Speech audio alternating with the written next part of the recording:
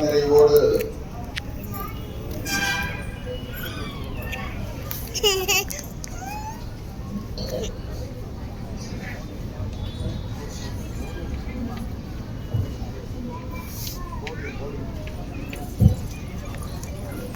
நல்லதொரு அனுபவத்தில் கலந்து கொண்டிருக்கின்றோம்.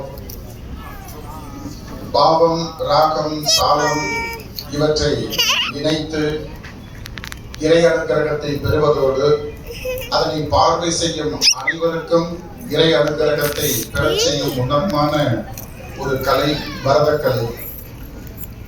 பரதக்கலை நமது பாரத தேசத்தின் பண்பாடு கலாச்சாரத்தோடு இணைந்தது.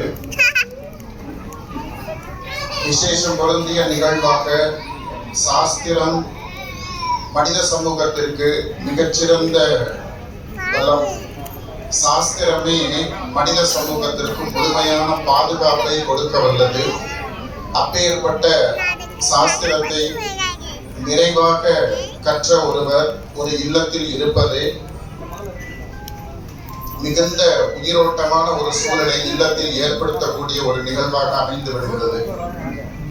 இன்றைய தினம் இந்த ஆதிசிவன் அகாடமி நிகழ்த்திய இந்த சலங்கை பூஜையானது இறை அனுக்கிரகத்தை பரிபூர்ணமாக பெற்றதாகவே அதிகம் உணர்கிறேன். இதனை பார்வை செய்திருக்கக்கூடிய அத்துணை அன்பர்களுக்கும் அந்த இறை அனுக்கிரகத்தை பெற்றுக் கொடுக்கும் நிகழ்வாகவே அடியேன் பார்க்கின்றேன். கற்றுக் கொடுத்த அந்த ஆச்சாரியருக்கு குழந்தைகள் பக்தி செய்த விதம், அந்த ஆச்சாரியரை குறிப்பிட்டோம் என்றால் குறிப்பாக 10 வயது முதலே சாஸ்திர தேடலோடு இருந்து ஓவியம், ஜோதிடம், இசை, நடனம், அதோடு தேவார திருமுறை இவற்றையெல்லாம் முறையாக பயின்று சாக்ஷாத் சரஸ்வதியின் சுரூபமாகவே இங்கு இருந்து இந்த அகாடமியை நடத்தி சிறப்பு வாய்ந்த மாணவர்களை உருவாக்கி கொண்டிருக்கிறார்கள். 5 வருடமாக இந்த ஆதிசிவன் அகாடமி செயல்பட்டு வருவதாக அறிந்தோம். மதுரை என்றாலே சாஸ்திரத்தோடு மிகுந்த தொடர்புடைய ஒரு புண்ணிய கஷேத்திரம். ஆடலரசனுக்கும் மதுரைக்கும் மிக நெருங்கிய தொடர்பு உண்டு. சுவாமி இங்கு இறங்கி திருவிளையாடல்கள் புரிந்த ஒரு புண்ணிய பூமி. பல இடங்களில் சலங்கை பூஜைகள் இது மாதிரியான சாஸ்திர நிகழ்வுகள் ஏற்பட்டிருந்தாலும் இந்த மதுரை மண்ணில் நிகழக்கூடிய இந்த நிகழ்வானது இறைவனுடைய அனுக்கிரகத்தை பூரணமாக பெற்றுத்தர வல்லது என்பதாகவே குறிப்பிட வேண்டும். அப்படி ஒரு புனிதத்துவம் வாய்ந்த ஒரு நிகழ்வினை இன்றைய தினம் இந்த ஆதிசிவன் அகாடமி நிகழ்த்தி காண்பித்திருக்கிறது. பல்வேறு குழந்தைகள் இங்கு நிறைவான நடனங்களை புரிந்து மகிழ்ந்து நம்மையும் மகிழ்வித்தனர். குறிப்பாக கஜேந்திர மோட்சம் என்று சொல்லக்கூடிய ஒரு நடனத்தின் போது அவர்களுடைய பாவனை பார்க்கும்போது சாக்ஷாத் மகாவிஷ்ணுவே இங்கு வருகை புரிந்து அனுக்கிரகத்தை போன்ற ஒரு உணர்வினை பெற்றோம்.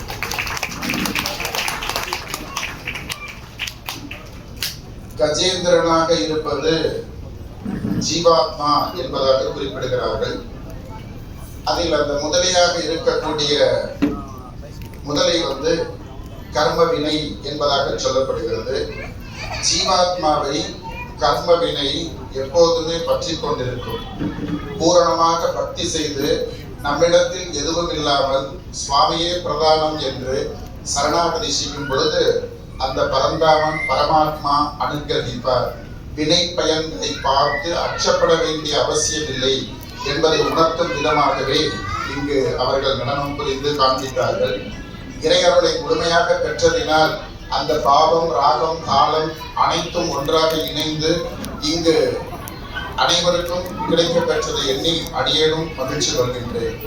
தொடர்ச்சியாக ஆண்டாள் நாச்சியாரும் ரெங்கநாதரும் விவாக காரியங்கள் செய்த அனுபவங்கள் இங்கு நர்த்தனமாக நிகழ்த்தி காண்பிக்கப்பட்டது.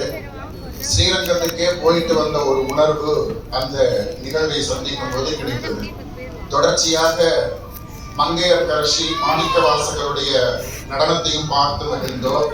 அதனை தொடர்ந்து காவடி சிந்து காவடி சிந்துவை கேட்டாலே